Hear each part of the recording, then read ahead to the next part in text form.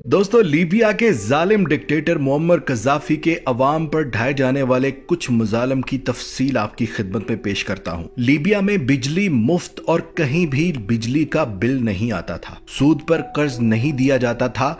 तमाम बैंक रियासत की मलकियत और 0% सूद पर कर्जे शहरियों को दिए जाते थे। अपना घर लीबिया में इंसान का बुनियादी हक समझा जाता था और उसके लिए हुकूमत शहरियों को मुकम्मल इमदाद फराहम करती थी। तमाम नए शादीशुदा जोड़ों को अपना नया घर बनाने की मद में हुकूमत $50,000 फ्राहम करती थी। पढ़ाई और इलाज की सहूलत तमाम शहरियों को बगैर पैसों के मुयस्सर होती थी और कज़ाफ़ी से पहले 25% लोग पढ़े लिखे थे, लेकिन बाद में 83% लोग तालीम के जेवर से आरास्ता हुए। किसानों को ज़रूरी आलात, बीज और ज़रूरी जमीन मुफ्त में फराहम की जाती थी। अगर किसी बाशिंदे को लीबिया में इलाज, मुआलजे या तालीम की सहूलत मुयस्सर न होती तो गवर्नमेंट बिना किसी खर्चे के बैरून मुल्क भिजवाने का इंतजाम करती थी। लीबिया में अगर कोई शख्स गाड़ी खरीदना चाहता तो हुकूमत 50% सब्सिडी देती थी। पेट्रोल की कीमत फी लीटर $0.14 थी। लीबिया पर कोई बैरूनी कर्जा नहीं था और लीबिया के कुल असासों की कीमत तकरीबन $150 अरब से भी ज्यादा थी, जिस पर आज मगरबी मुमालिक का कब्जा है। अगर कोई शख्स ग्रेजुएशन के बाद भी कोई नौकरी हासिल नहीं कर पाता था तो हुकूमत उसे तालीमी इस्तेदाद के मुताबिक मुफ्त तनख्वाह अदा करती जब तक कि उसे कोई नौकरी न मिल जाए।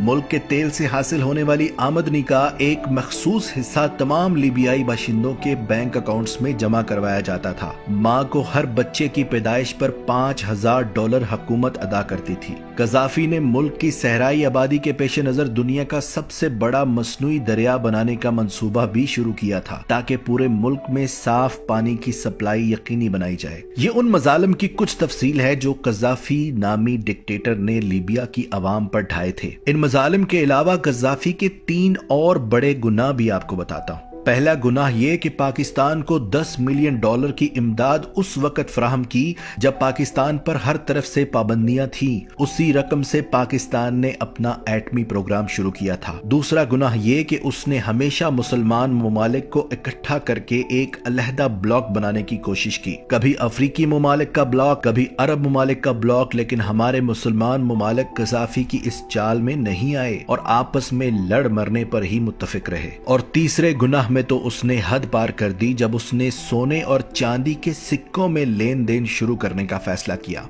और ऐलान किया कि कागजी करेंसी जाली करेंसी है। उसके इन करतूतों के बायस ही अमेरिका ने उसको कत्ल करवाया ताकि लीबिया के बाशिंदों को भी एक जालिम डिक्टेटर से निजात दिलाई जाए। और अब लीबिया में मुकम्मल जमहूरियत आ चुकी है और वहां के लोग भी जमहूरियत के मजे लूट रहे हैं, जैसे हम पाकिस्तानी लूट रहे हैं। जब भी डिक्टेटरशिप आई उन्होंने अवाम के लिए बहुत कुछ किया और जमहूरियत ने हमेशा अवाम को डिक्टेटरशिप से बचाने के नारे के साथ लूटा और सिर्फ लूटा। ये मेरे एक बहुत ही प्यारे दोस्त हाजी सुल्तान अहमद का तज्जिया है। मेरी दुआ है कि अल्लाह पाक पाकिस्तान में इस्लामी जमहूरियत नाफिज करे जिसमें सही मानों में अवाम की खिदमत हो सके।